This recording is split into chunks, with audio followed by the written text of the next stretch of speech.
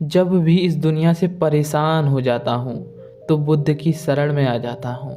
जिस तरह मैं आपको अपनी कहानियों के माध्यम से सुख की अनुभूति कराता हूँ, उसी तरह आपका सब्सक्राइब करना मुझे सुख की अनुभूति कराता है। सुख का ये सफ़र ऐसा ही चलता रहे, इसके लिए इस चैनल को सब्सक्राइब अवश्य कर लें। तो चलिए कहानी शुरू करते हैं। गौतम बुद्ध यानी सिद्धार्थ बचपन से ही इतने प्रेमपूर्ण थे कि वो भूल से भी किसी जीव को कष्ट नहीं पहुंचाते थे। इसी कारण सभी जीव उनसे बहुत प्रेम करते थे और वो भी सभी जीवों से बहुत प्रेम करते थे। एक बार जब गौतम बुद्ध के पिता को ये बात पता चली कि उनका पुत्र पिता बनने वाला है, तो वो खुशी से झूम उठते हैं। पूरे नगर में मिठाइयाँ बंटवाते हैं, ब्राह्मणों को बुलवाते हैं और उन्हें आदेश देते हैं कि वो मेरे पोते की जन्म कुंडली बनाएं और उसका भविष्य मुझे बताएं। सभी ब्राह्मण जन्म कुंडली बनाते हैं और पढ़ना शुरू करते हैं, लेकिन पढ़ते ही घबरा जाते हैं क्योंकि जन्म कुंडली में कुछ ऐसा लिखा था जिसे पढ़ने के बाद राजा उन्हें मृत्यु दंड भी दे सकता था। इसी डर के कारण वो राजा को कुछ भी नहीं बताते हैं और राजा से कहते हैं, आपका पुत्र बहुत शक्तिशाली और महान सम्राट बनेगा। राजा बहुत खुश हो जाते हैं और उन्हें इनाम देते हैं, लेकिन ये बात छिपाने योग्य नहीं थी। इसलिए उनमें से एक ब्राह्मण ने सिद्धार्थ की माता को ये बात बताई, अगर सिद्धार्थ के पुत्र का जन्म हुआ तो सिद्धार्थ की मृत्यु हो जाएगी, क्योंकि उनके पुत्र की कुंडली में उनके पिता का योग नहीं लिखा है। ये सुनकर सिद्धार्थ की माता रोने लगती हैं। वो ब्राह्मण से कहती हैं, ये आप क्या कह रहे हैं? ब्राह्मण ने कहा, ये सत्य है, क्योंकि कुंडली में ऐसा ही योग बन रहा है। सिद्धार्थ की माता ने कहा, क्या इसका कोई उपाय नहीं है? ब्राह्मण ने कहा, एक उपाय है। यदि आप और यशोधरा कठोर तपस्या करें तो इसका हल हो सकता है। सिद्धार्थ की माता और यशोधरा कठोर तपस्या करती हैं, लेकिन इसका कोई फायदा नहीं होता है। फिर ब्राह्मण एक और उपाय बताते हैं, यदि सिद्धार्थ के प्राणों की रक्षा करनी है तो किसी जीव की बलि देनी होगी। परंतु ये बात सभी जानते थे कि सिद्धार्थ भूल से भी किसी जीव को थोड़ा सा भी कष्ट नहीं पहुंचाते हैं। सभी ने सोचा, तो क्या वो अपने प्राण बचाने के लिए किसी मासूम जीव की बलि देंगे? ये बात सोचने वाली थी।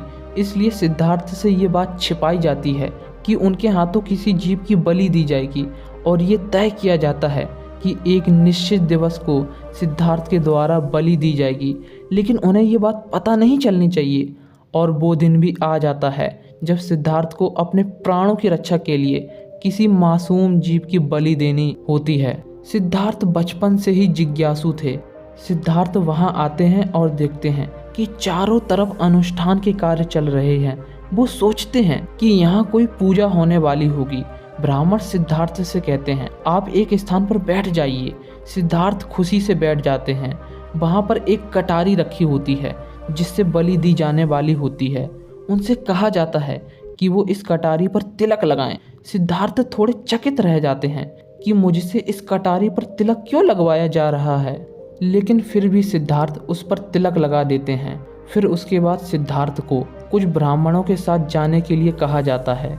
सिद्धार्थ उनके साथ चले जाते हैं। थोड़ी ही देर बाद वे सभी बलि के स्थान पर पहुंच जाते हैं। वहां पर एक भैंस को बांधकर रखा होता है। फिर ब्राह्मण उनसे कहते हैं कि आप कुछ मत सोचिए और इस पर प्रहार कीजिए। सिद्धार्थ जो करुणा और प्रेम के सागर थे, उनका हृदय बस इतनी सी ही बात से पीड़ा से भर जाता है, लेकिन वो कटारी उठाते हैं और वार कर देते हैं। लेकिन वो उसकी रस्सी पर वार करते हैं और रस्सी कट जाती है। सिद्धार्थ कहते हैं, अगर मुझे मेरे प्राणों की रक्षा इस जीव को मारकर करनी पड़े तो मैं ऐसा हरगिज़ नहीं करूँगा। मैं विश्वास भी नहीं करता ऐसी किसी बात पर। अगर आपको इतनी ही चिंता है हमारी और हमारे राज्य की, तो आप बलि क्यों नहीं दे देते? अगर इस निर्दोष जीव के प्राणों से हमारी रक्षा हो सकती है तो आपके प्राणों से क्यों नहीं हो सकती? आप इसकी जगह अपनी बलि क्यों नहीं दे देते? आप इतना संकोच क्यों कर रहे हैं? आपको जरा सी भी दया नहीं आती? आपके मन में एक बार भी ये भाव नहीं आया कि ये एक बेजुबान प्राणी है? आपने ये सोच भी कैसे लिया कि मैं इसकी बलि दे दूंगा? ऐसा मैं होने नहीं दूंगा। इसके बाद सिद्धार्थ उस भैंस की रस्सी को पकड़कर वहां से जाने लगते हैं। तब ब्राह्मण कहते हैं, युवराज, ये आप ठीक नहीं कर रहे हैं। सिद्धार्थ ने कहा, मैं हर तरह के परिणाम के लिए तैयार हूँ। ये कहकर सिद्धार्थ वहाँ से चले जाते हैं। यदि आप प्रेम की भावना को समझ पाते हैं और प्रेम करना जानते हैं तो आप इस संसार के सबसे सुखी व्यक्ति हैं। आपको इस संसार की सबसे बड़ी निधि प्राप्त हो जाती है। आप इस संसार में भी सुखी रहते हैं और परमात्मा के दरवाजे आपके लिए सदैव खुले रहेंगे। सिद्धार्थ ने अपने जीवन की परवाह किए बिना उस जानवर को थोड़ा सा भी कष्ट नहीं पहुंचने दिया। इससे पता चलता है कि सिद्धार्थ के अंदर कितना प्रेम और भाव विभोरता है। अगर आप भी प्रेम करना जानते हैं तो आप कभी भी दुखी नहीं रह सकते हैं। और उन्हें उनके पुत्र के जन्म के बाद भी कुछ नहीं हुआ, मृत्यु को भी वापस लौटना पड़ा और आगे चलकर वो बुद्ध कहलाए। आज की ये कहानी यहीं समाप्त होती है। अगर आपको यह कहानी पसंद आई है तो इस वीडियो को लाइक कीजिए और अपने मित्रों रिश्तेदारों में शेयर कीजिए। अगर आपको गौतम बुद्ध की कहानियाँ पसंद हैं तो चैनल को सब्सक्राइब करके बेल आइकन को ऑल पर सिलेक्ट करें।